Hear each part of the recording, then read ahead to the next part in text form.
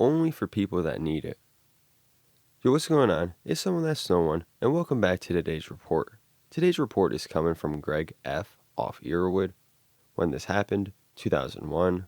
The drug used was Ziprasidone at a dose of 2 pills. The route of administration, orally. Gender, male.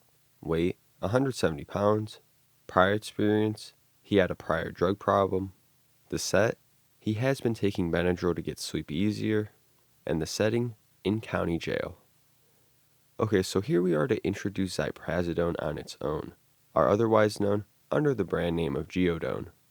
If you remember, we introduced this in a combo not too long ago, so we're basically here to see what it's like on its own, which, with this report, it's a bit different because it isn't of someone who's prescribed it, but rather, Greg was just looking to get a high out of it, which we'll see doesn't turn out to be a great choice by any means. But we'll break down Geodon more at the end and explain how it works if you aren't aware. Other than that, I'm sure you'll enjoy today's report, so without further ado, let's dive right into this.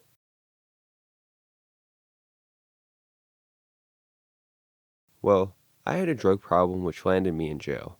I spent 7 months in the county jail and was not done with drugs just yet, so I would take whatever guys on prescription meds would get.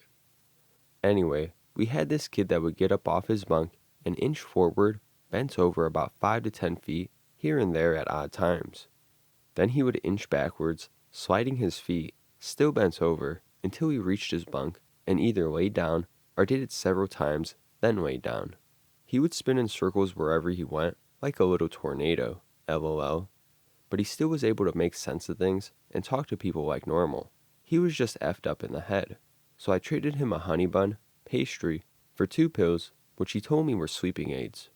I had been taking Benadryl just to sleep for 12 hours to sleep the day away. I broke 1 capsule open and ate it, then swallowed the other. I didn't feel anything at all, so I went to bed after 1 hour.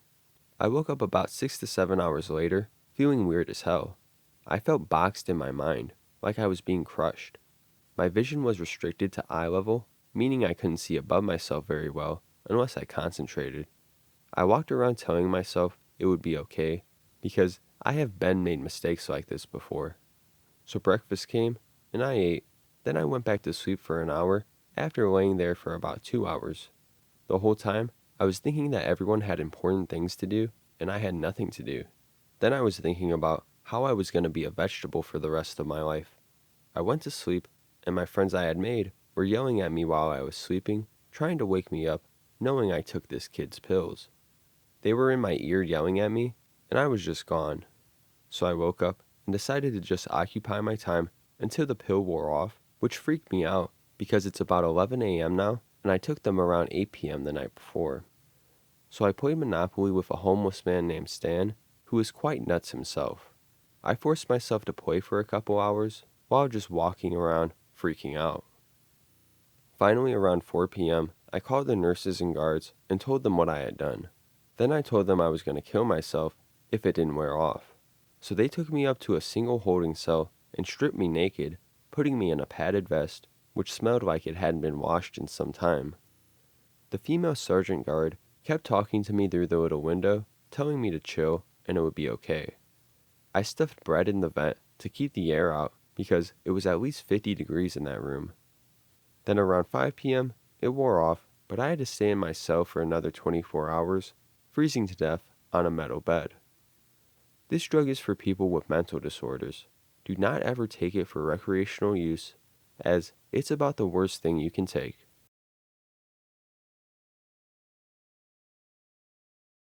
Okay, back at it with another report on an antipsychotic. This one offering a somewhat fresh take on it as we see its effects on someone it isn't meant for. I can definitely see the interest in wanting to do so though. I'm sure many people out there wonder if they can get any recreational effects from an antipsychotic. And if you have been jailed up for 7 months with nothing but some Benadryl, you'd most likely be willing to just give about anything a go. Chances are, you aren't getting proper information on whatever substances you may come across in jail, unless it's known of course. But even patients themselves can be prone to being ignorant as to knowing what their medication is and how it exactly works. So I can see how his mindset was. Ziprasidone could have been something Greg was looking for, But either way going in, it was a risk and reckless. Take something you basically have little to no information on, and you're just asking for trouble. You'll have no idea what to expect, leaving you with little room to prepare or adjust as the experience comes. Which we see was way too much for Greg. Taking 2 pills shows he just set himself up for this though, because I'm sure he had no idea what the dosage was either. It could have been a starter dose, say around 20 milligrams, or it could have been dosed with adjustment to tolerance and need, with high doses going up to 80 milligrams, putting Greg in this very discomforting state with ease. And I also want to mention that Ziprasidone was just approved for medical use in 2001, the time of this report, so that may have put Greg in an even riskier position because medical professionals may have been less effective in treatment. And I don't think there have been any deaths in result of a Ziprasidone overdose alone since this, but still. And this report also does show the brutality of being locked up. Oh, you took a lot of drugs? Oh, you're withdrawing? Cool, we'll just throw you in this cold-ass cell till you start acting normal. And this is especially true when effects are mainly psychological. But let's break down Ziprasidone a bit and see how it is used medicinally. So like other antipsychotics, this helps treat symptoms of schizophrenia and bipolar disorder, ideally aiming to help with mood, thought flow, and overall functionality. If you've seen our past takes on the last antipsychotics, then you know that antipsychotics aren't perfect. Far from it. They're known to come with side effects, some of which can be very difficult to handle. And not to make this too long, but these are some things that could potentially happen. Sleepiness, dry eyes, dry mouth, nausea, vomiting, changes to heart rate, higher risk of death in those with dementia, impact on sugar levels, impact on blood pressure, potential impact on your liver since it's metabolized there, extrapyramidal symptoms, which are effects that have to do with motor control, or it can just be more psychological, cause anxiety, or just general discomfort. And that isn't even everything there. It really will depend on various factors when determining what may happen. Compared to other antipsychotics, we have to take a closer look on how it reacts with the brain to see the difference. This too acts as antagonist of dopamine and serotonin partially, like most other antipsychotics, but it comes down to specific receptors and where it differs. It also will partially agonize some serotonin receptors, and also it will block the reuptake of serotonin and norepinephrine. Now I can't say exactly how this makes Ziprasidone different, it just causes it to be a variant for the most part.